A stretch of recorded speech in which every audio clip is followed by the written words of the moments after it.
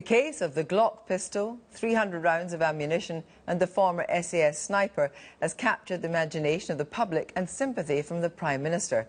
Sergeant Danny Nightingale has been found guilty in not one but two courts-martial of possessing the pistol, a trophy from his service in Iraq, and the ammunition in his bedroom when he was serving in Afghanistan in contravention of army regulations. He's due to be sentenced at a later date. Sergeant Nightingale has described the case as like David and Goliath, but the prosecutor said that no soldier, no matter what unit he's attached to, is above the law. Our diplomatic editor, Mark Urban, went to meet Sergeant Nightingale, and his report contains flash photography. Danny Nightingale's case may have caught the public imagination, but the court-martial in Bulford Camp yesterday convicted him again of illegally possessing a Glock pistol and hundreds of rounds. Support is still coming in. We really do appreciate that, and I think at the moment we need it more than ever. There's a bit of the old David and Goliath as it's going on. The military have been accused by some of pursuing a vendetta against the sergeant, either as revenge for his wife Sally's earlier campaign on his behalf or to cut the SAS down to size. But for the military court, it was the sergeant's earlier confession that he'd brought the weapon home from Iraq that proved impossible to ignore.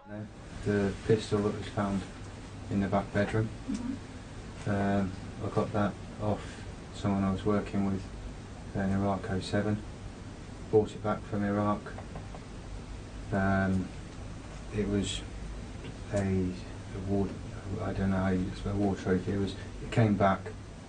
Today, Sergeant Nightingale has spoken to us for the first time, although still a serving member of the SAS, and we asked him first about that earlier confession.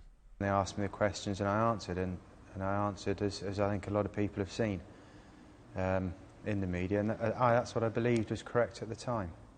And in hindsight, being a wonderful thing, that's when I've started realising that in fact it wasn't a true memory. As I said, it was a false memory.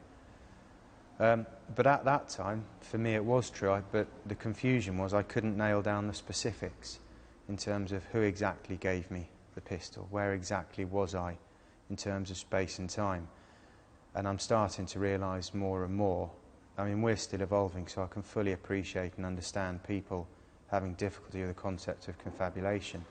It's a word I learnt about last year, and since it seems to be rolling off a lot of people's tongues.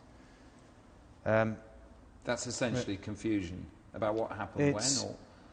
No, confabulation, to my understanding, is basically if you've got a void in your memory, or there is something that may have happened, may not have happened, if it could have or couldn't have, but you've put something into your memory which hasn't actually happened in life, but you believe it's happened.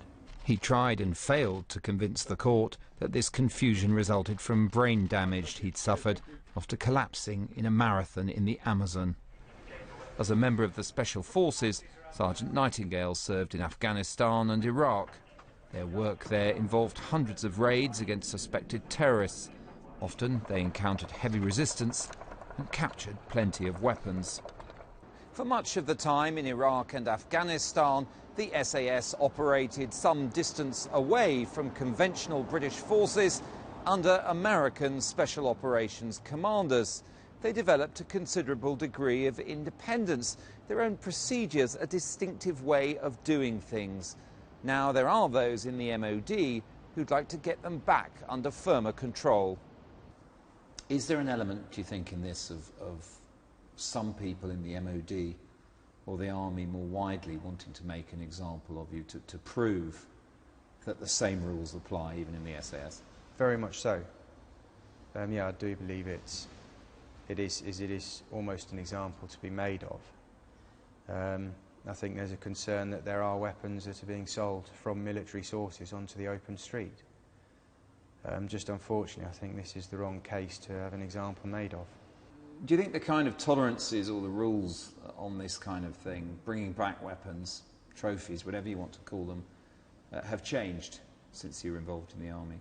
I don't think so much so since I've been involved in the Army. I'd say certainly pre my time, and that comes from comments that we're getting saying, you know, back in their day, it was commonplace to bring things back, and they've got sabres and muskets and Webleys from World War I and II all around the house. But I think those were a different set of circumstances, and it was certainly a different Britain that we lived in. With yesterday's judgment, Danny Nightingale faces imminent sentencing and a medical discharge from the army. His dilemma now, whether to fight on by mounting an appeal or take his punishment. There are grounds for appeal, as have come directed from the legal team, but we've not gone over those yet, so at this stage it'd be unfair to comment on them. I don't know where this is all heading. We're still learning about things as it goes on. As to where closure is, I'd like to hope it's before we have financial ruin or something else. The firearms conviction could put Sergeant Nightingale in prison for years. That would certainly send a message, but whether it's a proportionate one is another matter.